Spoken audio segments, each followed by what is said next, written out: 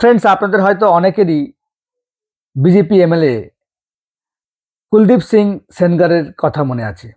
এই পশুটি 2017 সালে একটি 17 বছরের মেয়েকে রেপ করেছিল উত্তরপ্রদেশের উন্নাওয়ে। এটি উন্নাও রেপ কেস নামেও খুব খ্যাত আছে।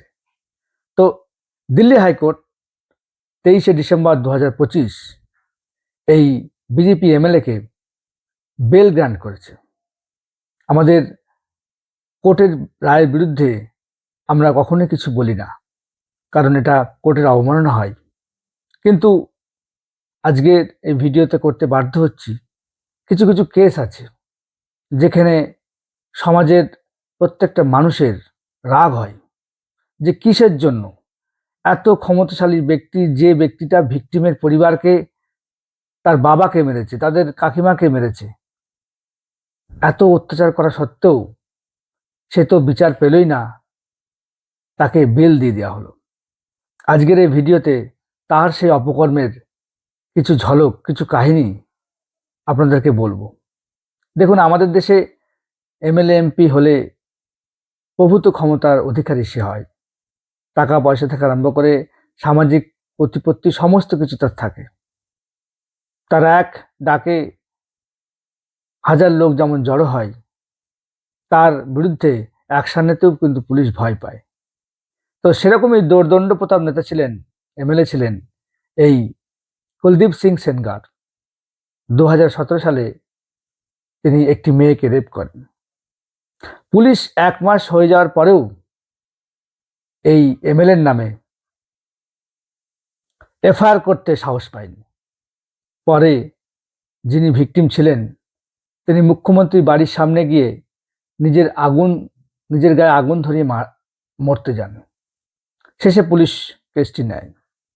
এর থেকেও হৃদয় বিদারক হলো, এই ভিকটিমের মেয়েটির বাবার নামে পুলিশ কেস করে এবং এই মেয়েটির বাবা কাস্টডিতেই মারা যায়।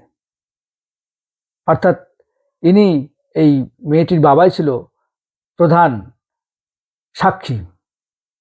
তারপরে কেসটি সিবিআইয়ের হাতে যায়।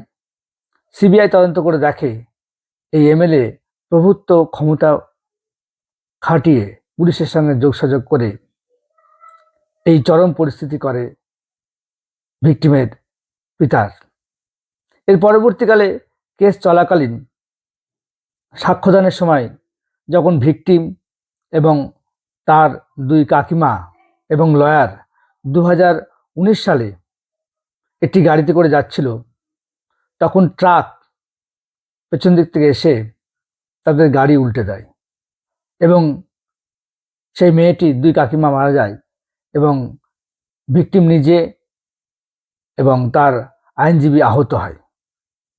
সেই কেসে এই কুলদীপ সিং সেনগারের 10 বছর সাজা হয়েছিল, কিন্তু গতকাল 23শে ডিসেম্বর 2025 দিল্লি হাইকোর্ট তাকে বেল দিয়ে দেয়।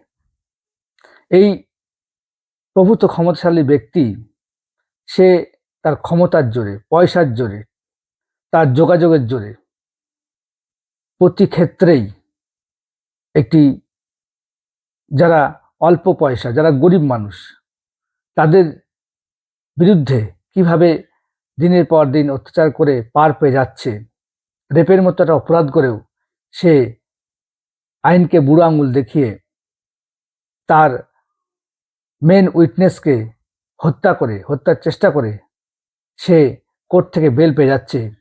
এটা কিন্তু সমাজের চোখে, সমাজের কাছে সঠিক এক্সাম্পল সেট করা হচ্ছে না। এতে ভবিষ্যতে এই ধরনের অপরাধীরা আরও সাহস পাবে এবং আমাদের সমাজের দুর্বল শ্রেণীর উপরে আরও অত্যাচারটা বাড়বে। সেজন্য আমাদের শাসন ব্যবস্থা, আইন ব্যবস্থাকে আরও কড়া পদক্ষেপ নিতে হবে। কিসের প্রয়োজন এই কুলদীপ সিং সেনগারকে জামিন দেওয়ার? কিসের এত প্রয়োজন? কি এমন মহান ব্যক্তি যে তাকে জেলের বাইরে রাখতে হবে? যিনি ভিকটিমের বাবাকে হত্যা করতে পারেন, যিনি ভিকটিমের 2 কাকিমাকে তাদের উপরে জানলেবা হামলা করতে পারেন। তিনি তো আবার বাইরে এসে মেন ভিকটিমকে, তার প্রতিও সে হিংসা, তাকেও তো মেরে ফেলার সে প্ল্যান করতে পারে।